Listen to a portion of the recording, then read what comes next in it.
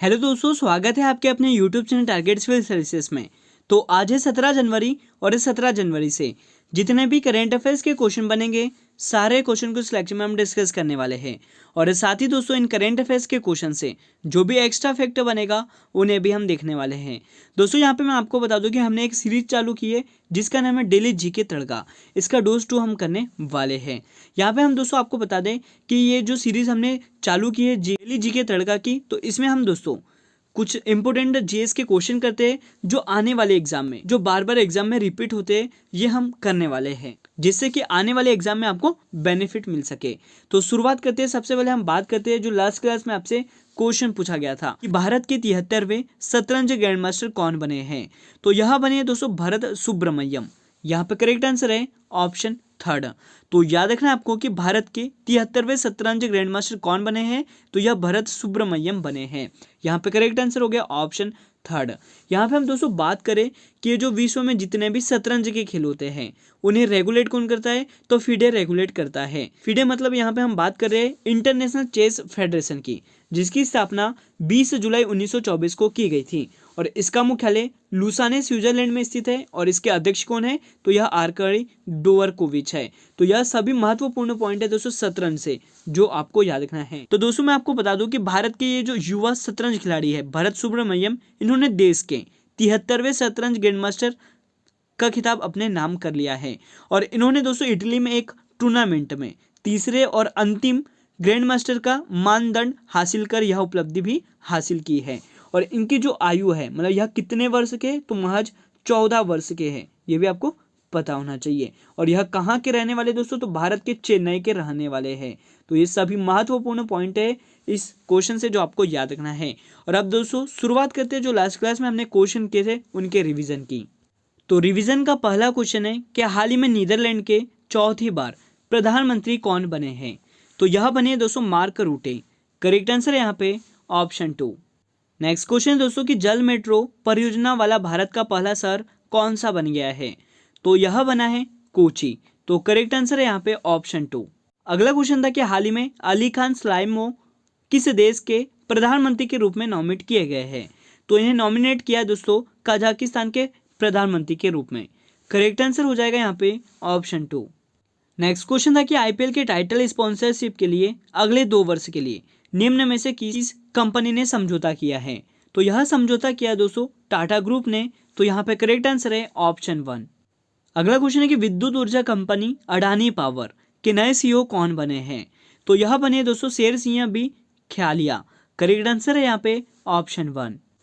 अगला क्वेश्चन है दोस्तों कि यूनेस्को ने भारतीय धरोहर का विवरण निम्न में से किस भाषा में छापने की सहमति दी है। तो यह सहमति दी है हिंदी भाषा में छापने की। करेक्ट आंसर हो जाएगा यहाँ पे ऑप्शन 3। अगला क्वेश्चन दोस्तों कि ऑस्ट्रेलिया में एडिलेड इंटरनेशनल डबल्स ट्रॉफी किसने जीती है। तो इस ट्रॉफी को जीता है रोहन बोपन्ना और रामकुमार रामनाथ ने। करेक्ट आंसर है यहाँ पे ऑप्शन 1। अगला क्वेश्चन है कि हाल ही में अंतर्राष्ट्रीय मुद्रा कोष का मुख्य अर्थशास्त्री किसे नियुक्त किया गया है। तो यह नियुक्त किया है दोस्तों पियरे ओलिवियर गोरिंचस को। करेक्ट आंसर हो जाएगा यहाँ पे ऑप्शन 1। रिवीजन का लास्ट क्वेश्चन दोस्तों कि हाल ही में हेलने पासपोर्ट इंडेक्स 2022 की पहली तिमाही के अनुसार भारत का स्थान कौन सा रहा है। इस इंडेक्स में दोस्तों जो भारत की रैंक है वो है 83वीं। करेक्ट आंसर है यहाँ पे ऑप्शन 3। और अब दोस्तों शुरुआत करते हैं आज के करंट अफेयर्स की। तो आज का पहला क्वेश्चन है आपके लिए कि अमेरिकी राष्ट्रपति जो बाइडेन ने किस देश में अमेरिकी राजदूत के रूप में एरिक गारस्टी को नियुक्त किया है। तो यह नियुक्त किया दोस्तों भारत में। करेक्ट आंसर है ऑप्शन 4। तो दोस्तों मैं आपको बता दूं लॉस एंजलिस के मेयर एरिक गॉरेस्टी को भारत में अमेरिका के अगले राजदूत के रूप में नियुक्त किया गया है।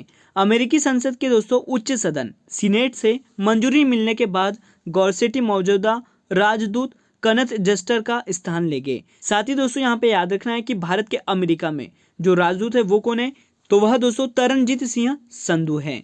तो याद रखना यहाँ पे करेक्ट आंसर क्या हो गया ऑप्शन 4 भारत।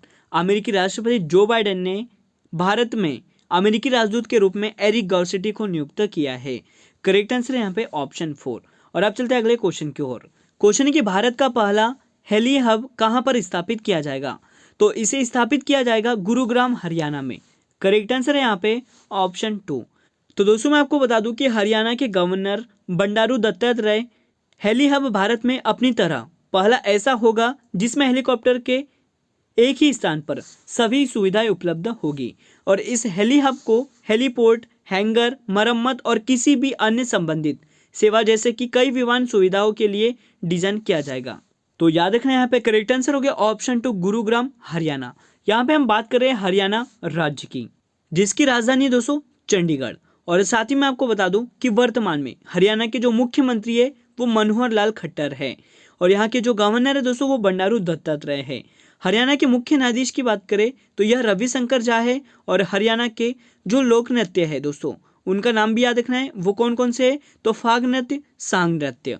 और यहीं पे मैं आपको बता दूं कि हरियाणा की जो लोकसभा सीट है वो कितनी है तो 10 है, राज्यसभा सीट कितनी है तो यह 5 है और विधानसभा सीट कितनी है तो यह 90 है। तो ये सभी महत्वपूर्ण पॉइंट है दोस्तों हरियाणा राज्य से जो आपको याद रखना है। यहाँ पे आपको 2 पॉइंट याद रखना है कि हरियाणा के वर्तमान में मुख्यमंत्री कौन है तो यह मनोहर लाल खट्टर है और यहाँ के गवर्नर कौन है तो यह बंडारू दत्तात्रेय है। तो अब चलते हैं दोस्तों अगले क्वेश्चन की ओर और आपके लिए अगला क्वेश्चन है दोस्तों कि ऑस्ट्रेलियाई वाइन ब्रांड जैक्स क्रीक के ब्रांड एम्बेसडर के रूप में किसे नियुक्त किया है तो यह नियुक्त किया दोस्तों मिताली राज को। यहाँ पे करेक्ट आंसर हो जाएगा ऑप्शन 2। तो दोस्तों मैं आपको बता दूं कि ऑस्ट्रेलियाई वाइन ब्रांड जैक्स क्रीक ने भारतीय महिला क्रिकेट टीम की कप्तान और पद्मश्री पुरस्कार विजेता मिताली राज को अपना ब्रांड एम्बेसडर नियुक्त किया है। मिताली राज महिला अंतर्राष्ट्रीय क्रिकेट में सबसे अधिक रन बनाने वाली खिलाड़ी भी है दोस्तों। क्रिकेट में 7000 एक दिवसीय रन बनाने वाली यह एकमात्र महिला भी है। तो याद रखना यहाँ पे करेक्ट आंसर हो गया ऑप्शन 2 मिताली राज। मतलब ऑस्ट्रेलियाई वाइन ब्रांड जैकब्स क्रीक के ब्रांड एम्बेसडर किसे नियुक्त किया है तो यह मिताली राज को नियुक्त किया है। करेक्ट आंसर हो गया यहाँ पे ऑप्शन 2। और अब चलते हैं अगले क्वेश्चन की ओर और आपके लिए अगला क्वेश्चन दोस्तों कि मायो एंजेलो किस देश के सिक्के पर दिखाई देने वाली पहली अश्वेत महिला बन गई है तो यह बनी है दोस्तों अमेरिका के सिक्के पर दिखाई देने वाली पहली अश्वेत महिला। यहाँ पे करेक्ट आंसर हो गया ऑप्शन 4। तो माया एंजेलो अमेरिकी सिक्के पर दिखाई देने वाली पहली अश्वेत महिला बन गई है दोस्तों। अमेरिकी महिला क्वार्टर कार्यक्रम के एक भाग के रूप में अमेरिकी टकसाल द्वारा यह सिक्का जारी किया गया है। सिक्के के एक तरफ माया और दूसरी तरफ अमेरिका के पहले राष्ट्रपति जॉर्ज वाशिंगटन हैं। सिक्के में माया को बाज के साथ दिखाया गया है। तो याद रखना दोस्तों यहाँ पे करेक्ट आंसर हो गया ऑप्शन 4 अमेरिका। माया एंजेलो अमेरिका देश के सिक्के पर दिखाई देने वाली पहली अश्वेत महिला बन गई है। और अब चलते हैं अगले क्वेश्चन की ओर और आपके लिए अगला क्वेश्चन दोस्तों कि हाल ही में किसके द्वारा मिशन अमानत लॉन्च किया गया है तो यह लॉन्च किया है भारतीय रेलवे के द्वारा। तो यहाँ पे करेक्ट आंसर है ऑप्शन 2। तो मैं आपको बता दूं कि भारतीय रेलवे ने यात्रियों के खोए हुए सामान को ट्रैक करने के लिए नई पहल मिशन अमानत शुरू की है। यह नई पहल दोस्तों रेलवे सुरक्षा बल मतलब आरपीएफ द्वारा शुरू की गई है और इस पहल के तहत रेलवे सुरक्षा बल पश्चिमी जोनल रेलवे की आधिकारिक वेबसाइट पर सामान के गुम होने की जानकारी अपलोड करेगा। तो याद रखना यहाँ पे करेक्ट आंसर हो गया ऑप्शन 2 भारतीय रेलवे। मतलब ये जो मिशन अमानत है इसे लॉन्च किसने किया दोस्तों तो भारतीय रेलवे ने। और अब चलते हैं अगले क्वेश्चन की ओर। तो आपके लिए अगला क्वेश्चन दोस्तों कि हाल ही में केंद्रीय मंत्री सर्बानंद सोनोवाल ने किस राज्य के पहले खेल विश्वविद्यालय का उद्घाटन किया है तो इन्होंने उद्घाटन किया दोस्तों असम राज्य के पहले खेल विश्वविद्यालय का उद्घाटन किया है। यहाँ पे करेक्ट आंसर हो गया ऑप्शन 2। और आप देख सकते हो दोस्तों ये है केंद्रीय मंत्री सर्बानंद सोनोवाल। तो दोस्तों आयुष मंत्री सर्बानंद सोनोवाल ने डिब्रूगढ़ जिले के चबुआ में असम के पहले खेल विश्वविद्यालय के निर्माण का उद्घाटन किया है। इसे दोस्तों श्री श्री अनिरुद्धदेव स्पोर्ट्स यूनिवर्सिटी कहा जाएगा। यह मोमोरिया क्षत्रिय समुदाय के महान संत के नाम पर स्थापित किया जा रहा है। बात करें हम असम राज्य की जिसकी राजधानी है दिसपुर और असम के जो मुख्यमंत्री है दोस्तों वो कौन है तो यह हेमंत बिस्वा शर्मा है। तो करेक्ट आंसर हो गया यहाँ पे ऑप्शन 2 असम राज्य। और अब चलते हैं अगले क्वेश्चन की ओर। आपके लिए अगला क्वेश्चन दोस्तों कि हाल ही में सुप्रीम कोर्ट ने प्रधानमंत्री सुरक्षा चूक की जांच के लिए किसकी अध्यक्षता में एक पैनल का गठन किया है तो यह अध्यक्षता है दोस्तों इंदु मल्होत्रा की। करेक्ट आंसर है ऑप्शन 1। तो दोस्तों याद रखना आपको कि सुप्रीम कोर्ट ने प्रधानमंत्री सुरक्षा चूक की जांच के लिए इंदु मल्होत्रा की अध्यक्षता में एक पैनल का गठन किया है और आप देख सकते हो दोस्तों ये है इंदु मल्होत्रा। तो यहाँ पे दोस्तों मैं आपको बता दूं कि सुप्रीम कोर्ट ने पीएम नरेंद्र मोदी की पंजाब यात्रा के दौरान सुरक्षा चूक की जांच के लिए पूर्व न्यायाधीश जस्टिस इंदु मल्होत्रा की अध्यक्षता में एक जांच समिति का गठन किया है। समिति मामले की जांच करेगी और यह तय भी करेंगी कि सुरक्षा उल्लंघन के लिए कौन जिम्मेदार है। तो यहाँ पे करेक्ट आंसर क्या हो गया? ऑप्शन 1 इंदु मल्होत्रा। और यहीं पे दोस्तों हम बात कर लेते हैं कि जो प्रधानमंत्री नरेंद्र मोदी जी थे, इनके जो सामने और आसपास जो काफिला था वो एसपीजी का था। तो एसपीजी को थोड़ा डिस्कस कर लेते हैं। तो एसपीजी मतलब स्पेशल प्रोटेक्शन ग्रुप। तो दोस्तों मैं आपको बता दूं कि प्रधानमंत्री के पद पर रहते हुए 1984 में इंदिरा गांधी जी की हत्या के बाद उसके बाद 1985 में एसपीजी बनी थी। और केंद्रीय सशस्त्र बलों का कोई भी जवान अपने करियर में केवल एक बार ही 5 साल के लिए एसपीजी में आ सकता है। यहाँ पे मैं आपको बता दूं कि एसपीजी के जवान और अफसरों पर किसी भी मीडिया हाउस से संपर्क करने या एसपीजी में अपने कार्यकाल पर कोई किताब लिखने की पाबंदी होती है। तो याद रखना है आपको एसपीजी से यह सभी महत्वपूर्ण पॉइंट जो आपके exam point of view important है। और अब चलते हैं अगले क्वेश्चन की ओर। आपके लिए अगला क्वेश्चन है कि एनडीटीवी के किस मशहूर पत्रकार का 14 जनवरी 2022 को दिल का दौरा पड़ने से निधन हो गया है? तो इनका नाम है दोस्तों कमाल खान। करेक्ट आंसर है ऑप्शन 4। और आप देख सकते हो दोस्तों ये है कमाल खान जो कि एनडीटीवी के मशहूर पत्रकार थे और इनका 14 जनवरी को दिल का दौरा पड़ने पर निधन हो गया है। तो करेक्ट आंसर है यहाँ पे ऑप्शन 4 कमाल खान। तो दोस्तों यहाँ पे आपको याद रखना है कि यह एनडीटीवी के मशहूर पत्रकार थे जिनका नाम क्या था? कमाल खान। और इनका दिल का दौरा पड़ने से निधन हो गया है। और यह कितने वर्ष के थे? तो 61 साल के थे। कमाल खान अपने रिपोर्टिंग करने के तरीके तथा विषयों की बारीक जानकारी का सरल शब्दों में पेश करने के लिए जाने जाते थे। दोस्तों कमाल खान एनडीटीवी के उत्तर प्रदेश ब्यूरो में कार्यकारी संपादक थे। और ये जो कमाल खान है दोस्तों यह बीते 3 दशकों से पत्रकारिता में थे और 22 साल से एनडीटीवी से जुड़े थे। तो याद रखना यहाँ पे करेक्ट आंसर हो गया ऑप्शन 4 कमाल खान का। हाल ही में इनका निधन हो गया है। और आज का लास्ट क्वेश्चन दोस्तों आपके लिए कि दुनिया में पहली बार किस इंसान में सुअर का दिल ट्रांसप्लांट हुआ है?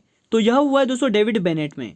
करेक्ट आंसर है ऑप्शन 1। और आप देख सकते हो दोस्तों ये है डेविड बेनेट जो अमेरिका की यूनिवर्सिटी ऑफ मैरीलैंड मेडिसिन के डॉक्टरों ने दोस्तों मैरीलैंड के डेविड बेनेट में सुअर का दिल ट्रांसप्लांट किया है कि सक्सेसफुल रहा है।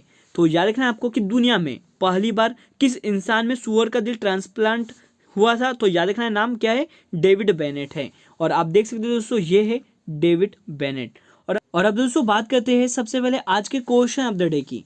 तो आज का जो क्वेश्चन है आपके लिए कि हाल ही में इसरो के नए अध्यक्ष किसे नियुक्त करने की घोषणा की गई है? इसका सही जवाब आपको कमेंट सेक्शन में देना है। और साथ ही दोस्तों यहाँ पे आपको बताना है इसरो का जो मुख्यालय है वो कहाँ पर स्थित है। और अब दोस्तों शुरुआत करते हैं हम दिल्ली जी के तड़का का डोज 2। तो आज का जो पहला क्वेश्चन है आपके लिए कि समुद्र की गहराई मापने के लिए किस यंत्र का प्रयोग होता है? तो दोस्तों यहाँ पे मैं आपको बता दूं कि समुद्र की जो गहराई है इसको मापने वाला यंत्र उसका नाम है फेदोमीटर। नेक्स्ट क्वेश्चन है कि वैद्युत मोटर की घूर्णन गति अथवा वाहन की घूर्णन गति मापने में किस यंत्र का प्रयोग किया जाता है? तो इसके लिए प्रयोग किया जाने वाला यंत्र है दोस्तों टैकोमीटर। याद रखना नाम टैकोमीटर। नेक्स्ट क्वेश्चन है कि सौर विकिरण मापने में किस यंत्र का प्रयोग होता है? तो इसका नाम है दोस्तों पायरेलियोमीटर। करेक्ट आंसर है यहाँ पे कि पायरेलियोमीटर सौर विकिरण मापने के लिए यंत्र होता है। कि ध्वनि की तीव्रता मापने में किस यंत्र का प्रयोग होता है? तो दोस्तों ये जो ध्वनि है इसकी तीव्रता को अगर मापना है हमें तो इसके लिए हमें प्रयोग करना होगा फोनोमीटर। नेक्स्ट है दोस्तों कि सूर्य की फोटोग्राफी में किस यंत्र का प्रयोग होता है? तो इसके लिए जो प्रयोग यंत्र में लाया जाता है उसका नाम है स्पेक्ट्रोहोलियोग्राफ। करेक्ट आंसर है यहाँ पे स्पेक्ट्रोहोलियोग्राफ। अगला पॉइंट है कि हृदय गति मापन किस यंत्र का प्रयोग होता है? मतलब ये जो हृदय गति है इसको मापने के लिए किस यंत्र का प्रयोग किया जाता है? तो कार्डियोग्राफ का। ये भी काफी बार एग्जाम में पूछा गया है। अगला क्वेश्चन है कि झूठ का पता लगाने के लिए किस यंत्र का प्रयोग होता है? इसके लिए प्रयोग किया जाने वाला जो यंत्र है वो है पॉलीग्राफ। नेक्स्ट क्वेश्चन है दोस्तों कि तापमान में परिवर्तन की माप द्वारा उष्मीय तथा विद्युत चुंबकीय तरंग मापने में किस यंत्र का प्रयोग होता है? तो इसके लिए जो प्रयोग होने वाला यंत्र है वो बोलोमीटर है। नेक्स्ट पॉइंट है कि कुषाण वंश का सबसे प्रतापी राजा कौन था? तो इनका नाम था दोस्तों कनिष्क। याद रखना आपको कि कुषाण वंश का जो सबसे प्रतापी राजा था उनका नाम क्या था? तो कनिष्क था। नेक्स्ट पॉइंट है कि भारतीय रिजर्व बैंक के प्रथम गवर्नर कौन थे? तो इनका नाम है दोस्तों सर ऑसबोर्न स्मिथ। याद रखना है नाम आपको, सर ऑस्बॉर्न स्मिथ, जो कि भारतीय रिजर्व बैंक के प्रथम गवर्नर थे। नेक्स्ट है कि भारत किस गोलार्ध में अवस्थित है। तो दोस्तों मैं आपको बता दूं कि यह जो हमारा देश भारत है यह किस हेमिस्फीयर मतलब किस गोलार्ध में स्थित है, तो यह उत्तरी पूर्वी गोलार्ध में स्थित है। अगला पॉइंट है कि क्षेत्रफल की दृष्टि से भारत विश्व में कौन सा स्थान रखता है। तो भारत का जो स्थान है दोस्तों वो 7वां है। नेक्स्ट है कि भारत का क्षेत्रफल विश्व के कुल क्षेत्रफल का कितने प्रतिशत है। तो यह प्रतिशत है दोस्तों 2.4%, मतलब भारत का जो क्षेत्रफल है वो विश्व के कुल क्षेत्रफल का 2.4% है। अगला पॉइंट है कि भारत का अक्षांशीय विस्तार क्या है। तो दोस्तों मैं आपको बता दूं कि भारत का जो अक्षांशीय विस्तार है वो है 8 डिग्री 4 मिनट उत्तरी अक्षांश से 37 डिग्री 6 मिनट उत्तरी अक्षांश के मध्य है। यहीं पे हम बात करें, नेक्स्ट पॉइंट है कि देशांतर रेखाएं क्या निर्धारित करती है। तो ये जो देशांतर रेखाएं होती है यह निर्धारित करती है दोस्तों समय एवं अवस्थिति को निर्धारित करती है। अगला पॉइंट है दोस्तों कि कर्क रेखा भारत के कितने राज्य से होकर गुजरती है।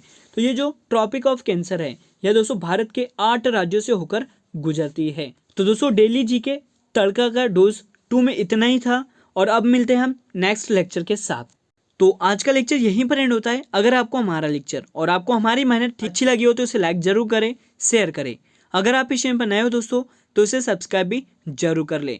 Thank you so much guys for watching this video. Bye bye, take care.